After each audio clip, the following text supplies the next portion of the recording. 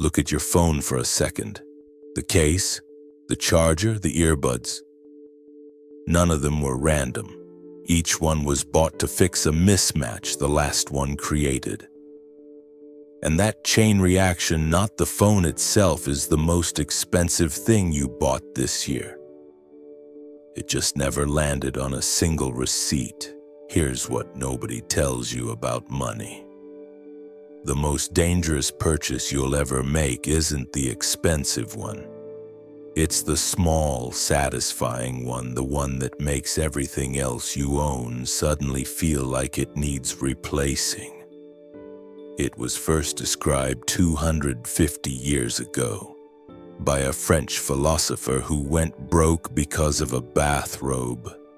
And today, the biggest companies on Earth have turned that exact glitch in your brain into a business model worth billions. Stay until the end, because the final piece explains why you will never ever feel finished. Here's where it comes from. And by the time this story ends, you're going to recognize your own last month of spending. In 1769, the philosopher Denis Diderot was given a gift, a magnificent scarlet dressing gown, elegant, expensive, perfect, and it ruined his life. Because next to this beautiful new robe, his old desk suddenly looked shabby, so he replaced it.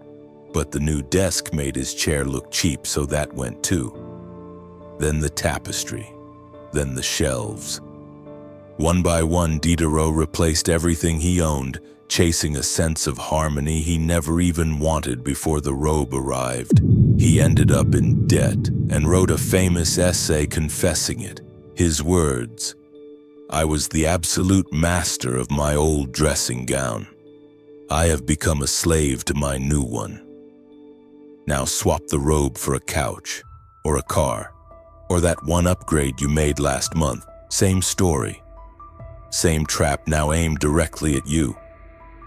2 centuries later, an anthropologist named Grant McCracken studied this exact pattern and gave it a name, the Diderot Effect. And his conclusion was unsettling. We don't own random objects. We own a unified set, things that go together and quietly broadcast who we are. He called these bundles Diderot unities. And the moment one piece stops fitting, the whole set starts demanding an upgrade. And it isn't just furniture, it's your wardrobe, one new jacket that makes your shoes look dated. It's your tech, one new laptop that makes your desk, your chair, your whole setup feel a generation behind. The set is invisible right up until something new breaks it. But why does a single mismatched object create such a powerful urge to spend? Psychologists have a name for it. Cognitive dissonance, first described in 1957 by Festinger. It's the deep discomfort we feel when two things don't line up, and your brain doesn't register that mismatch as a neutral detail. It registers it as unfinished business, and it won't rest until it's resolved. Now apply that to your week. You bought one nice chair and suddenly the desk beside it looks tired. The rug looks cheap. The whole room feels half-finished. That feeling isn't taste. It's dissonance. The new object has broken the harmony of your set, and your brain reads the mismatch as a problem that has to be solved. And the fastest way to kill that discomfort? Buy the next thing, then the next. You're not decorating. You're medicating an itch the first purchase created. And notice the cruel timing. The discomfort always shows up right after the moment you felt good about the first buy. The reward and the new craving come bundled together. That's why it never feels like a spiral while you're inside it. Each step just feels like finishing the job. But discomfort alone doesn't explain why people keep spending for years. The real trap begins the moment a purchase stops being about the object and starts becoming proof of who you are. And that's where it gets darker. Because the moment a purchase becomes about identity, a second force takes over: your relentless need to stay consistent with it. Robert Cialdini, the most cited researcher in the science of influence, identified consistency as one of the deepest human drives. Once we commit to something, we feel intense pressure to keep acting in line with it. And there's a classic experiment that shows how tiny the first step can be.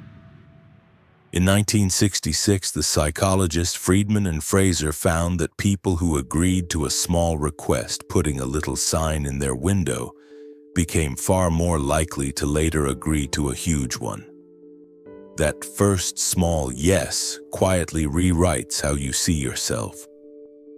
The Diderot Effect runs on the same engine.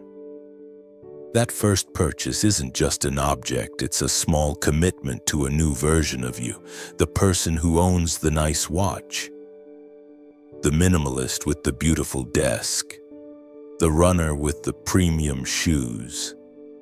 And once you've made that identity claim, every follow-up purchase stops feeling like spending and starts feeling like staying consistent with who you've decided to be. You're not buying products anymore, you're buying proof. Watch how it plays out in real life. You join a gym, a small yes, $50 a month. But now you need the proper shoes, then the gear, then the supplements, then the $200 coaching sessions, because each one keeps you consistent with someone who takes this seriously. No single purchase felt irrational. The $50 membership quietly became a $5,000 identity. And now the final piece, the one that explains why this never ends. There's a phenomenon psychologists call the hedonic treadmill, first described in 1971 by Brickman and Campbell. The idea is brutal. No matter what we acquire, our happiness quickly slides back to where it started. The thrill of the new thing fades fast, and then we need a newer thing just to feel the same spark again. Now combine that with the Diderot cascade and you get a perfect closed loop. You buy something, it breaks the harmony. You upgrade everything to match. The thrill fades. The new set becomes the boring baseline, and then one single new object restarts the entire cycle from the top. And here's the part that should make you angry. The biggest companies on earth don't just understand this, they've industrialized it. The phone that only works perfectly with their watch, their earbuds, their laptop. The furniture showroom built as one flawless set. So your real home feels broken by comparison. The complete the look button waiting at checkout. Look at how the numbers actually stack. The $1,000 phone is just the bait. It's the $50 case, the $200 earbuds, the $400 watch to complete it. That's what quietly doubles the bill you thought you were paying. They are not selling you a product, they're selling you the mismatch and then the cure. And the real genius is that it renews itself. They don't even have to convince you to want more. They just release the next version and your current set, the one that thrilled you last year, instantly becomes the shabby old robe. You upgrade not because the new thing is truly better, but because the old one suddenly feels wrong, again and again. Here's the truth underneath all of it. The Diderot Effect works because it attacks the one thing you can never put down, your sense of who you are. Every cascade begins the exact same way, with a small object that whispers, the rest of your life doesn't match this yet. And as long as your identity is something you buy, it can always be made to feel incomplete. That's not a flaw in the system, that is the system. A car can be paid off, a house can be paid off, but an identity built on your next purchase has no final payment. There's always one more thing standing between you and complete. The way out isn't owning less, it's catching the trigger. The next time something you already own suddenly looks wrong right after a new purchase stop, that feeling isn't the truth. It's the cascade asking for its next victim. If this changed the way you see that harmless little purchase, here's the unsettling part. The Diderot Effect is only one of the ways your spending gets engineered without your permission. There's another trap working on you right now, one you don't even remember signing up for, draining you every single month on autopilot. It's the next video in the playlist below.